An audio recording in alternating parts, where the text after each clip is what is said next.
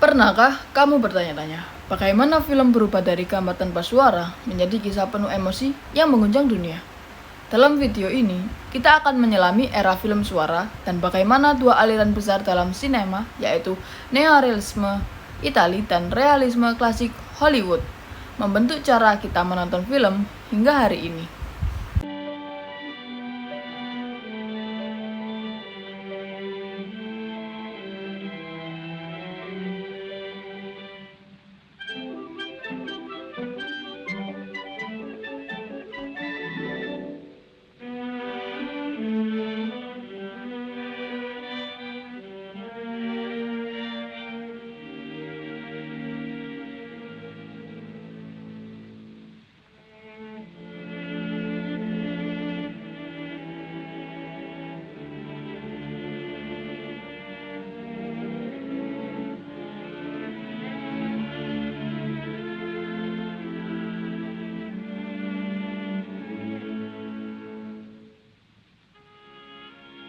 Sebelum 1927, film adalah dunia yang bisu. Dialog disampaikan lewat ekspresi dan teks antar adegan. Tapi segalanya berubah dengan dirilisnya The Jazz Singer, film suara pertama yang sukses secara komersial. Ini menjadi awal dari revolusi era film suara. Perkembangan teknologi seperti sistem Vitaphone memungkinkan suara direkam terpisah dari gambar. Industri pun berubah drastis. Aktor yang sebelumnya sukses di film bisu, banyak yang kehilangan karir karena suara mereka tak cocok. Studio besar seperti Warner Bros, MGM, dan Paramount mulai berlomba menciptakan film bersuara yang inovatif. Mo che sto bene, sono pure disposto a venire in questo. Sei contento? Che hai trovato? Che hai trovato? Niente. Sono incensurato io. Come ti chiami? Alfredo Catelli. Poi fa la denuncia. È incensurato il mio figlio, è incensurato. È meglio che te lo faccia piano, ma che sei matto?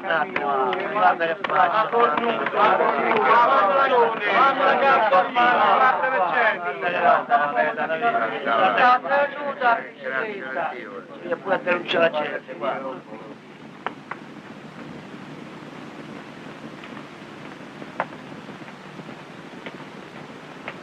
Vieni, andiamo.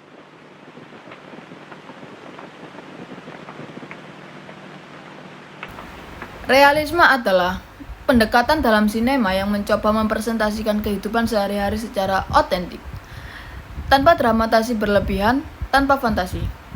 Dua aliran besar yang dikenal dengan gaya realisi ini adalah neorealisme Italia dan realisme klasik Hollywood.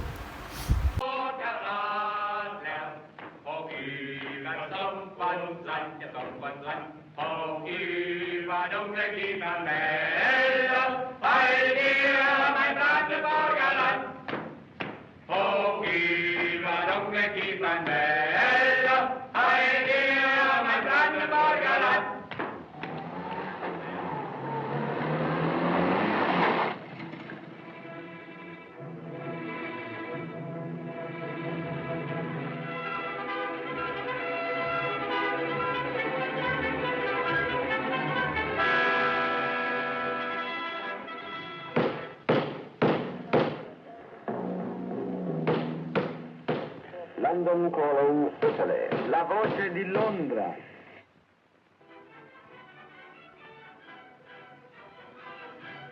Oh Gesù.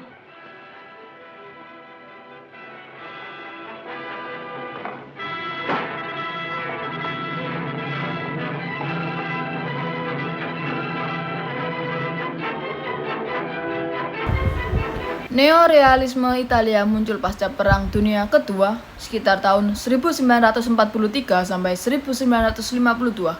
Saat itu, Italia sedang berada dalam kondisi politik dan ekonomi yang hancur. Sutradara seperti Roberto Rossellini, Vittorio De Sica, dan Luciano Visconti mulai membuat film yang tidak lagi menampilkan glamor, tetapi kenyataan pahit rakyat miskin.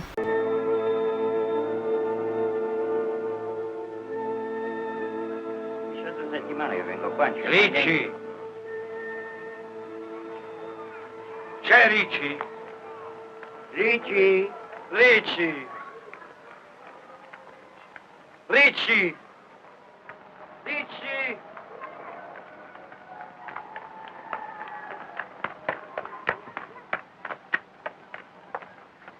Andiamo, Devonno, ma che sei sordo, andiamo. Ciri khas neorealisme, menggunakan aktor non-profesional, lokasi syuting di tempat nyata, bukan studio. Cerita sederhana, seringkali tentang rakyat kecil, cahaya alami, dialog minim.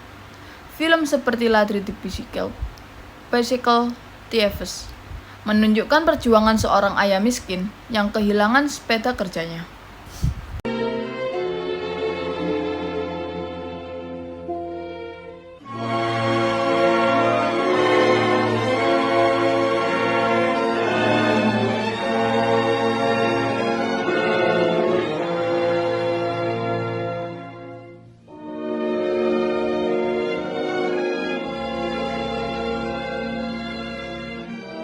Pengaruhnya menyebar luas. Sutradara dunia seperti Satyajit Ray, Jean-Luc Godard, hingga pembuat film dokumenter mengambil inspirasi dari neorealisme. Ini menjadi dasar penting bagi sinema modern, terutama genre drama spesial. Berbeda dengan pendekatan realistis Italia, Hollywood menciptakan bentuk realisme yang lebih halus, disebut realisme klasik Hollywood. Ini bukan tentang kenyataan mentah, tapi lebih ke penyampaian cerita yang meyakinkan dan mudah diikuti penonton. Di era film bisu, Hollywood sudah membentuk sistem naratif yang rapi, 3 babak, tokoh utama yang berkembang, dan resolusi yang memuaskan. Tapi, era suara memperkuat itu semua.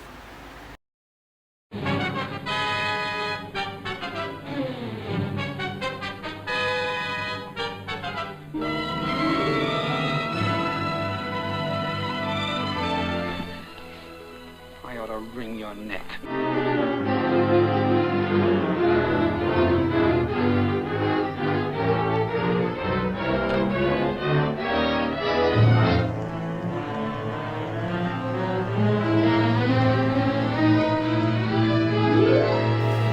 Tahun 1930 hingga akhir 1950-an dianggap sebagai zaman keemasan Hollywood. Teknologi suara dimanfaatkan maksimal, ada dialog tajam, efek suara, musik, latar emosional, semua untuk menciptakan realitis fiksi yang terasa nyata. Ciri khas realisme klasik Hollywood, alur cerita linear dan jelas, editing tidak mencolok, tata cahaya 3-point light, fokus pada karakter dan tujuan mereka, ilusi bahwa kamera menghilang sehingga penonton larut dalam cerita. Meski terlihat realis, ini tetapi sebuah konstitusi, sebuah realita yang dipoles.